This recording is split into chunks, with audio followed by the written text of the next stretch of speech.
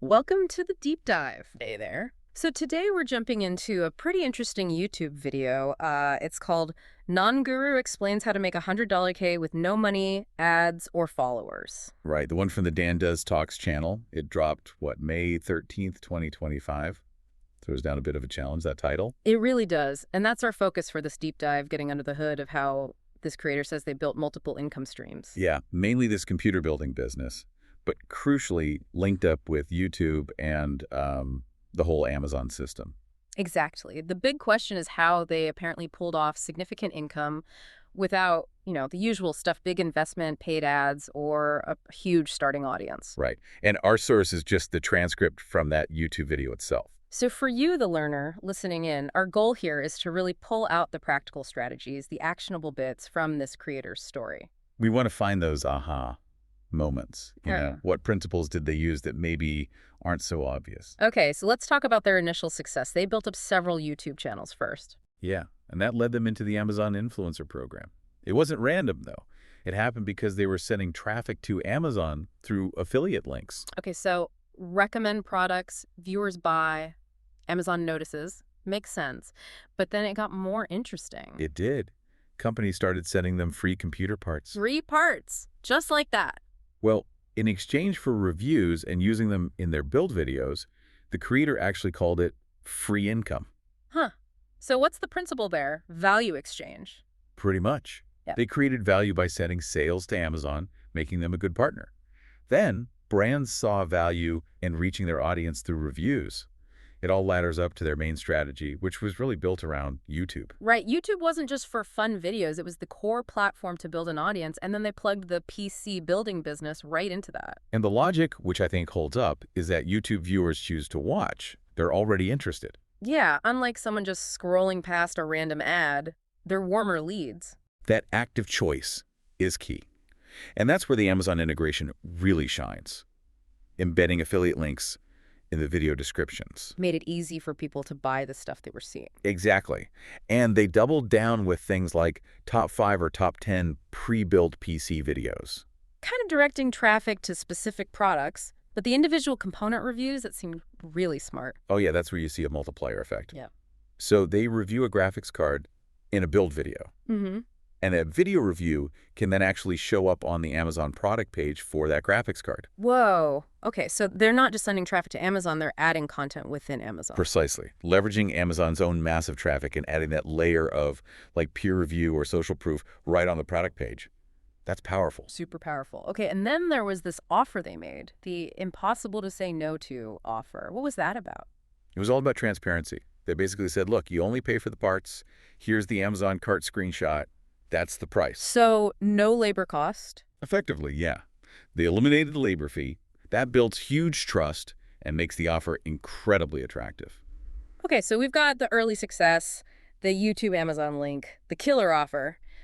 Let's dig into how they actually built this machine, as they called it. Step 1 was the platform, right? YouTube. Right. YouTube was the starting point, the proof. And importantly, a way to document the journey. That documentation builds the personal brand. Why is showing the journey so vital? It builds trust, credibility. You're not just saying you can build PCs. You're showing it build after build. People follow along, see the expertise develop. It makes the brand real. Got it. And with the Amazon Influencer Program, they didn't just list products, they reviewed each component. Yeah, that detail matters. Reviewing each part individually meant their videos could appear on all those different Amazon product pages. So multiple chances for passive income from people just browsing Amazon for, say, a specific RAM stick or power supply. Exactly. Tapping into Amazon's high-intent traffic streams. They also talked about volume. Even small YouTube view counts apparently had a big impact compared to old-school sales. How does that work? Well, think about who was watching. 100 views on a super specific how to build a budget gaming PC video. Those viewers are likely very interested. They're much warmer leads than, say, 1,000 random impressions on a banner ad. Right, intent matters. So consistent videos, even with smaller views initially, add up. Definitely. Scaling the video production leads to potentially exponential growth in reach over time. They also mention potential tax benefits, with a big disclaimer, obviously. Yeah, the idea that maybe, just maybe, reviewing products bought for the business could be a write-off. But the key takeaway... Talk to a CPA. Always. Tax stuff is complex, very individual.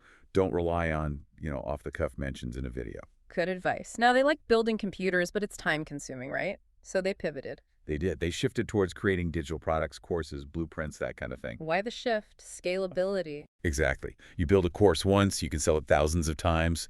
Building physical PCs, there's a hard limit on your time and resources. Digital products offered, as they put it, more peace of mind, less direct time for money trading. And selling those products required a specific kind of audience, not just any followers. Right. They focused on building an organic audience, people genuinely interested in the topic, through YouTube, maybe communities, not just chasing followers for entertainment's sake. What's the distinction there? Intent again.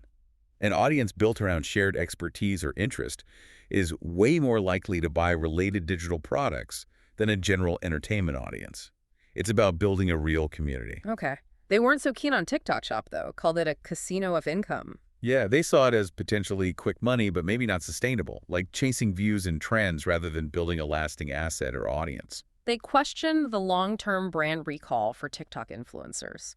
Kind of, and saw short-form video more as a tool maybe to get some quick cash to invest in the long-term business, like YouTube, rather than being the business itself. They also mentioned needing 5,000 followers for the TikTok Shop partnership back then. Makes sense. So what about the physical computers they did build? How did they manage inventory? Smart move here. They used places like Facebook Marketplace. If a custom order didn't happen or they built extras, they'd list them there to keep cash flowing and avoid tying up capital. Practical. And then there was this flipping army idea. That sounds wild. It does, but it stemmed from that initial goodwill. Customers who got a great deal PC at cost were apparently willing to help resell any builds that fell through for a profit. Wow. That really speaks to how good that initial offer must have felt to people. Totally. It shows the power of that undeniable offer. It didn't just attract buyers, it created advocates, people invested in helping out. And they said that principle, the undeniable offer, wasn't just for customers, but also for brands giving free parts or sponsorships. Yeah, it's about creating that win-win, providing so much value that partnering up becomes a no-brainer for everyone involved. Building leverage, basically. Yeah. They use the phrase outwork, outsmart, outlast. Right. It's not just about working hard, but working smart strategically. Consistency plus a good plan. Let's circle back to the Amazon affiliate links for a sec. They linked every single component. Every single one. The benefit there is Amazon's cookie system. Someone clicks your link for a CPU, maybe they don't buy the CPU right away, but they buy a keyboard and a mouse later that day. You still get a commission? Potentially, yeah, within Amazon's cookie window. So linking everything RAM, case, cooler, everything just maximizes the chances of catching any related purchase. Plus, as we said, reviewing each part individually helps saturate Amazon itself. Okay, and YouTube strategy consistency was key. 3-4 videos a week. That was their recommendation for building momentum. Keeps the audience engaged, tells the algorithm you're active. It's about visibility. They said infrequent posting makes you invisible, but also you gotta let videos sit sometimes and find their audience. Right. And for new creators, the advice was search first, viral later. Focus on answering questions people are actually typing into search. Exactly. How-to guides, specific product reviews, that's evergreen content.